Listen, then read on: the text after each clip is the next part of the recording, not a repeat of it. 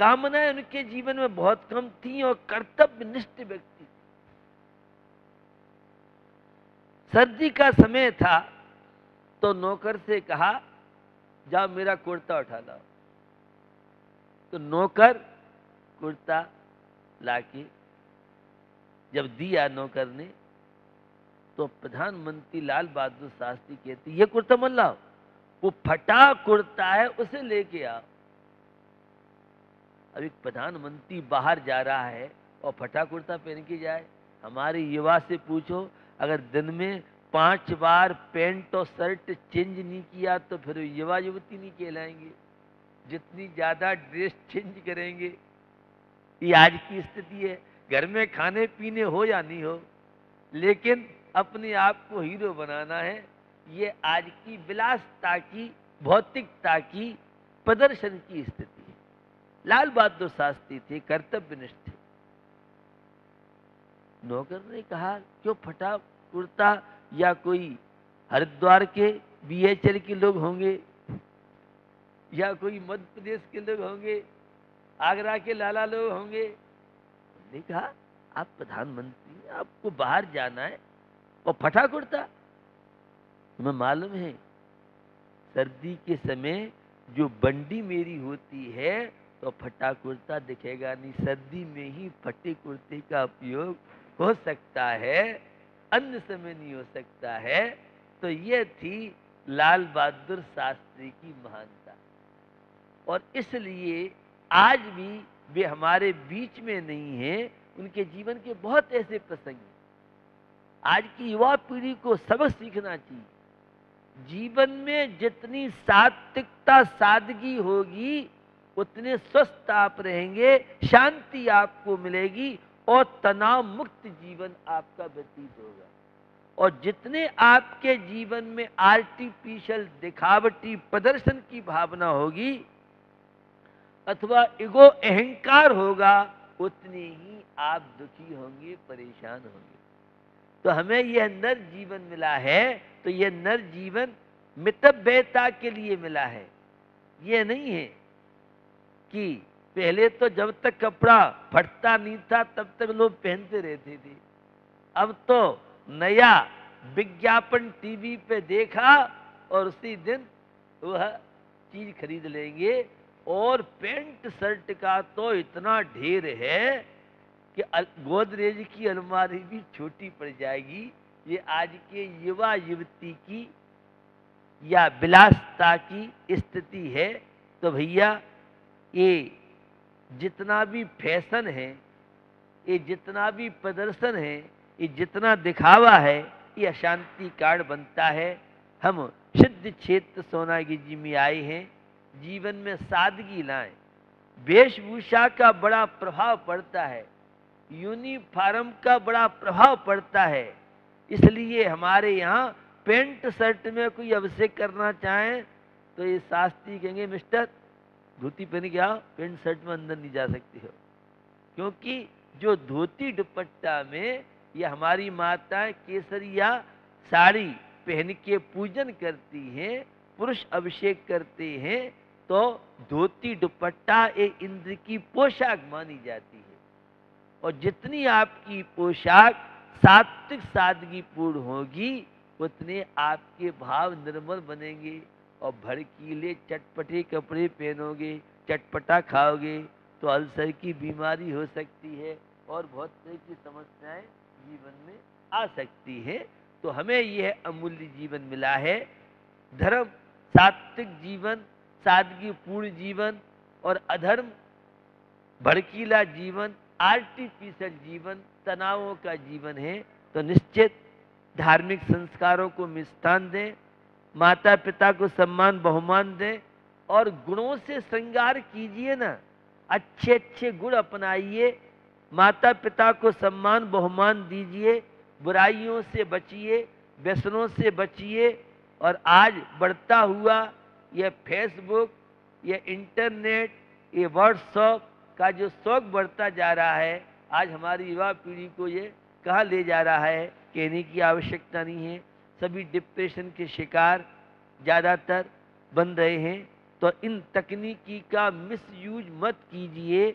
और मैं रोज एक बात कहता हूँ, 10 बजे के बाद इंटरनेट बंद कर दीजिए। ज़्यादा मजबूरी है 11 बजे के बाद इंटरनेट बंद कर दीजिए। टीवी देखते हुए भोजन मत कीजिए। और स्क्रीन का उपयोग चाहे टैबलेट की स्क्रीन हो, चाहे टीवी की स्क्रीन हो, कंप्यूटर, लैपटॉप, मोबाइल की स्क्रीन हो, 10 बजे अथवा 11 बजे के बाद विश्राम कीजिए।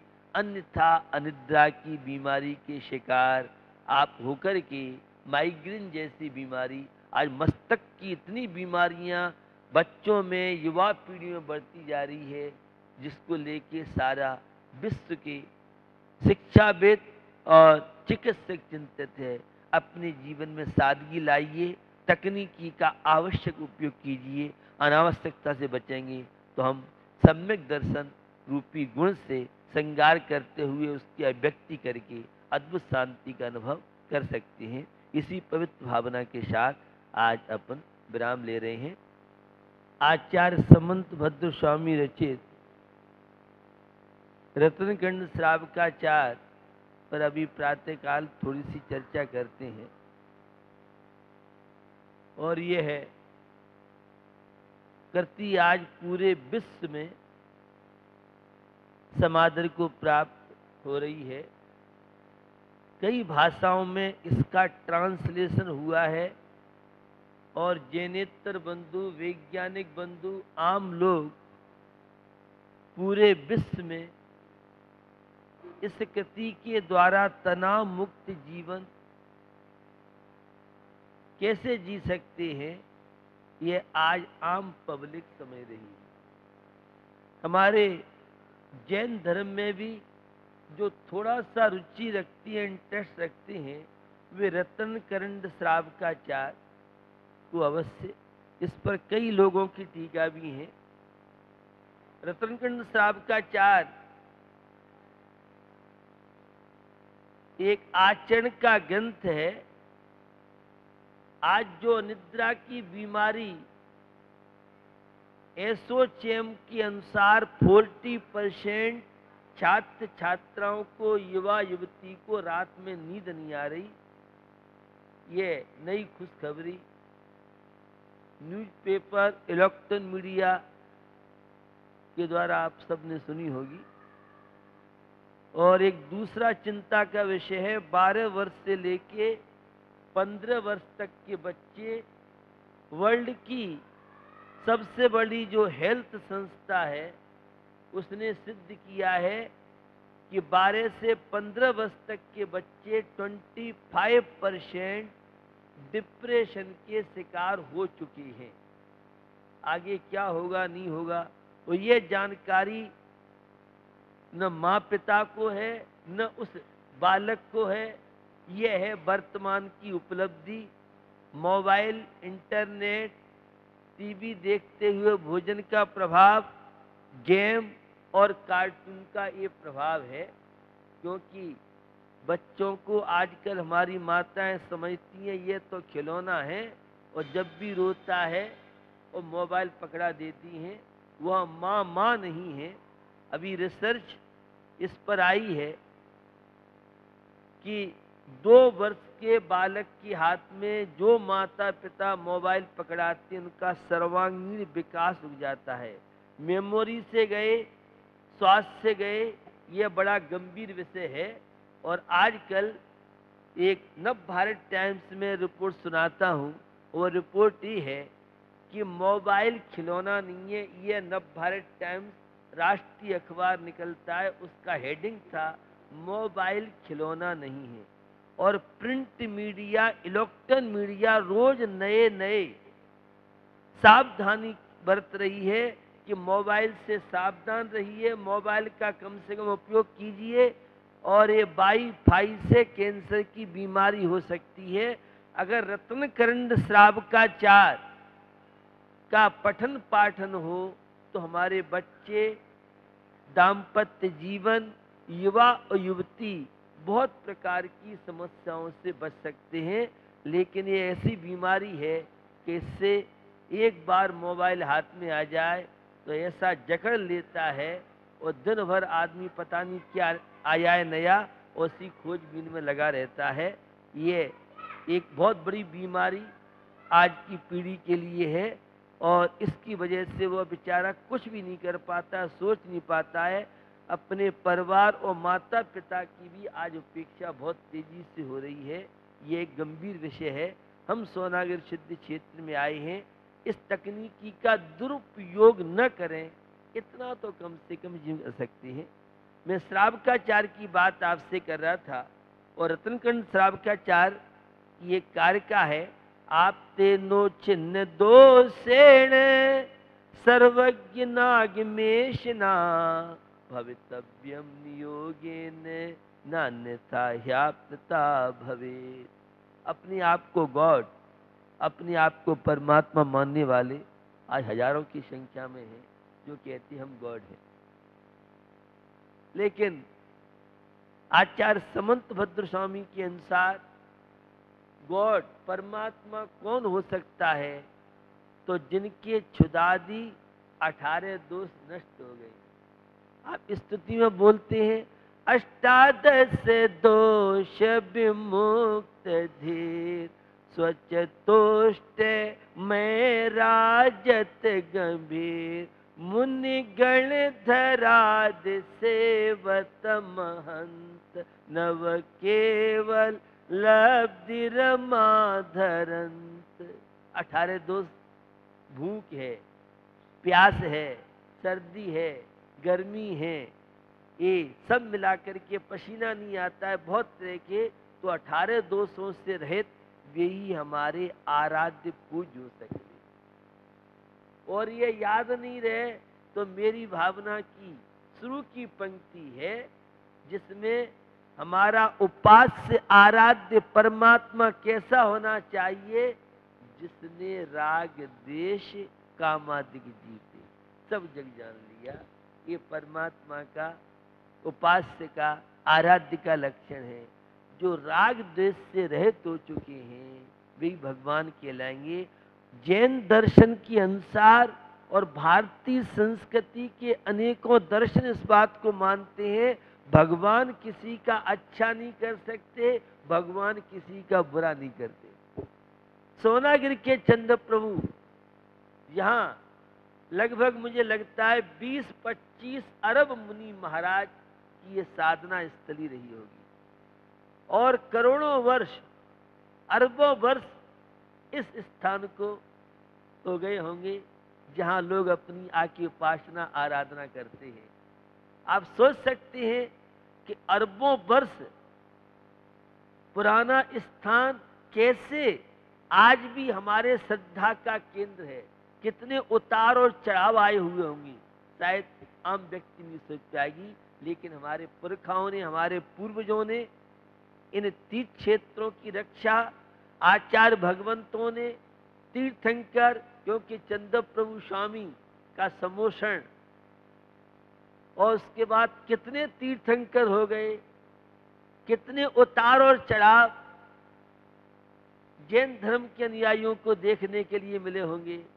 अगर आप सुनेंगे तो आपकी आंखों में आंसू आ जाएंगे। जैसे बिजनेस में स्पर्धा होती है, उसी तरह से धार्मिक क्षेत्र में भी जब चंद्रगुप्त मौर्य सम्राट, ये 2400 वर्ष पुरानी बात बता रहा हूं आपको, उस समय जैनों की तूती बजती थी। चंद्रगुप्त मौर्य का पुत्र, चंद्रगुप्त मौर्य के विषय में बहुत कम लोगों को जानकारी होगी, क्योंकि जो आपको मीडिया में देखने मिलता है, चंद्रगुप्त मौर्य जैन दर्शन के अनुसार उनका राज्य तिलक हुआ, और दिगंबर मुनि दीक्षा लेके चंद्रगुप्त मौर्य ने श्रवण बेलगोला चंद्रगिरी गुफा से समाधि पूर्वक मरण किया। बहुत कम युवाओं को शायद जानकारी इसकी होगी। चंद्रगुप्त मौर्य भी जैन था। तो मैं आपको बताना चाह रहा हूं, कोई जैन अगर दिन में खाते मिल जाता था तो उसकी राय दरबार में पेशी होती थी। कोई पानी छानता मिल जाता था तो उसको कोई अपराध नहीं किया। लेकिन ये जैन हैं, और कुछ लोग धर्म विद्वेषी लोग या जो राजा धार्मिक नहीं होता था तो वो इस तरह के फतवे जारी करा देता था। सोच सकते हैं आप कितनी परेशानी आपके पूर्वजों ने झेली होगी। इतिहास की दृष्टि से 1905 से पहले हम सबकी बहुत स्थिति अच्छी नहीं थी, क्योंकि देश तो परतन था, शास्त्रार्थ की परंपरा थी। और 1905 में हाथरस आगरा के पास पड़ता उत्तर प्रदेश में, यहाँ बहुत लंबे समय के बाद एक पंच कल्याण प्रतिष्ठा महोत्सव हुआ। और उस समय बड़ी स्थिति अच्छी नहीं थी। बहुत लंबे समय के बाद वह विशाल आयोजन हुआ और उसमें मैं पूरी घटना आपको नहीं बताऊंगा। और उस समय के बाद फिर जैन समाज में थोड़ी सी संपन्नता, समाज का प्रभाव, और उस समय शास्त्रार्थ की परंपरा थी, जो जीत जाएगा उसी का धर्म मान्य राज दरबार में होगा। ये सब इतिहास की बातें, इनसे मैं इसलिए आपको बताना चाह रहा हूँ कितने कितने उतार और चढ़ाव जैन धर्म ने देखे, लेकिन उसके बाद भी आज जैन धर्म पूरे वर्ल्ड में श्रद्धा आस्था के साथ माना जाता है। और भूतपूर्व अमेरिका के राष्ट्रपति ओबामा का अगर आपने सुना हो, विश्व में भगवान महावीर दूसरे महापुरुष थे। एक अमेरिका का राष्ट्रपति और भगवान महावीर को विश्व का दूसरा महापुरुष माने। और हमारी आप युवाओं की नहीं आस्था जैन धर्म की क्या महिमा है, और किस तरह से जैन धर्म के सिद्धांतों का आज रिसर्च होके और वैज्ञानिक लोग तो नोबेल पुरस्कार प्राप्त कर रहे हैं। हमारे तीर्थंकरों को उस समय कोई नोबेल पुरस्कार देने वाला नहीं था। हमारे आचार्य भगवंतों को, जिनकी कृतियों पर आज इसरो और भाभा के वैज्ञानिक काम कर रहे हैं, उनके ग्रंथों पे शोध करके और नए नए तथ्य आज की युवा पीढ़ी के सामने सौंप रहे हैं। ऐसा महान धर्म आप सबको प्राप्त हुआ है, इसकी महिमा को आप समझिए। जिन सिद्धांतों को भगवान महावीर ने, आदिसर ने, जैन धर्म ने पानी छानने की बात अनादिकाल से हमारे जैन दर्शन में चल रही है। आजकल एक्वा गार्ड का बड़ा प्रभाव चल रहा है, पता नहीं आपको नॉलेज है कि नहीं है, मुझे नहीं मालूम। आरओ का पानी है और कितनी कितनी चीजें चल रही हैं।